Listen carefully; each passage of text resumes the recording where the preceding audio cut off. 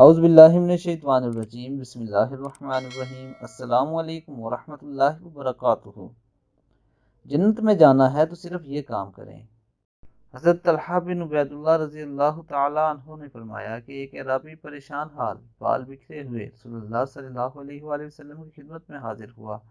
اس نے پوچھا، یا رسول اللہ صلی اللہ علیہ وآلہ وسلم، بتائیے مجھ پر اللہ تعالیٰ نے کتنی نمازیں فرض کی ہیں؟ آپ صلی اللہ علیہ وآلہ وسلم نے فرمایا کہ 5 نمازیں۔ یہ اور بات ہے کہ تم اپنی طرف سے نفل پڑھ لو۔ پھر اس نے کہا، بتائیے اللہ تعالیٰ نے مجھ پر کتنے روزے فرض کیے ہیں؟ نبی کریم صلی اللہ علیہ وآلہ وسلم نے فرمایا کہ رمضان کے مہینے کے۔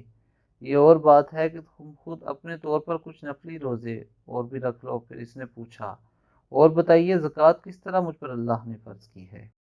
آپ صلی اللہ علیہ وآلہ وسلم نے اسے شرع اسلام کی باتیں بتا دی۔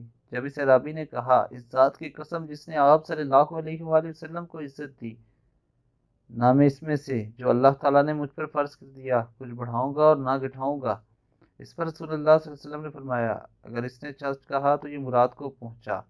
آپ صلی اللہ علیہ وآلہ وسلم نے یہ فرمایا کہ اگر سچ کہا تو جنت میں جائے گا۔